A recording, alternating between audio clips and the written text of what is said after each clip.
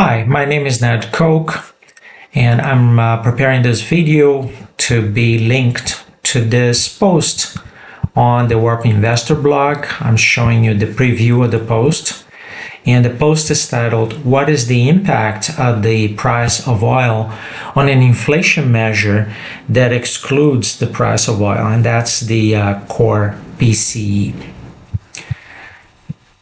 And I used data from 2020 to 2025, and I used software Warp PLS to conduct a nonlinear analysis of this relationship of the price of oil, Brent crude, on the Core PCE.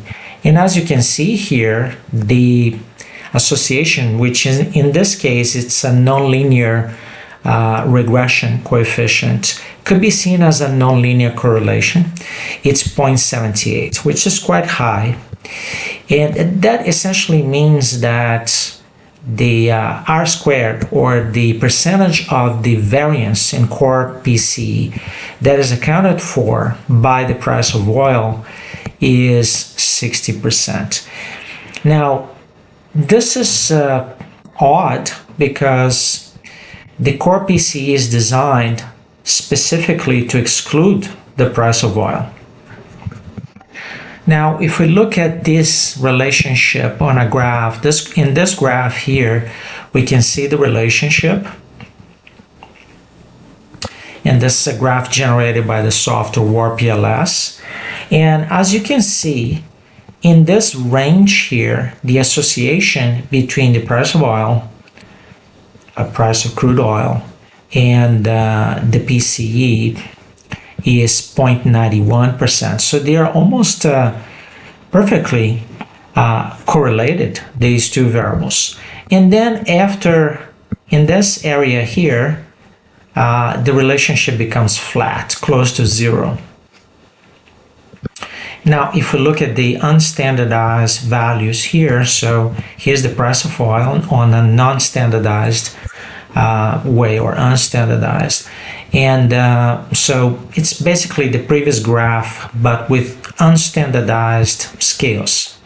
And as you can see, from around 55 price of oil to about 105, for each increase, $1 increase in the price of oil, you have a 0.08, almost a 0.1% increase in the Core PC. So it's a very strong relationship, being flat after 105 for the price of oil, which is what you typically see in nonlinear relationships of this type.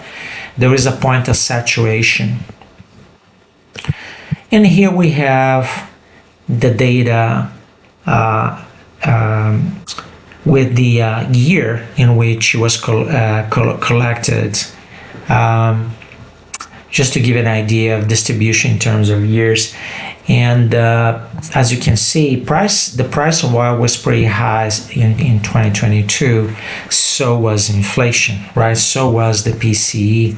So thank you for watching. This is essentially a set of findings that call for a rethinking of the Core PCE as a measure that excludes the volatile price of oil. And the price of oil seems to strongly influence Core PCE because the price of oil influences a lot of things, right? So for example, many manufactured goods use basic materials that are made from oil derivatives. Also, just about everything we buy is transported somehow.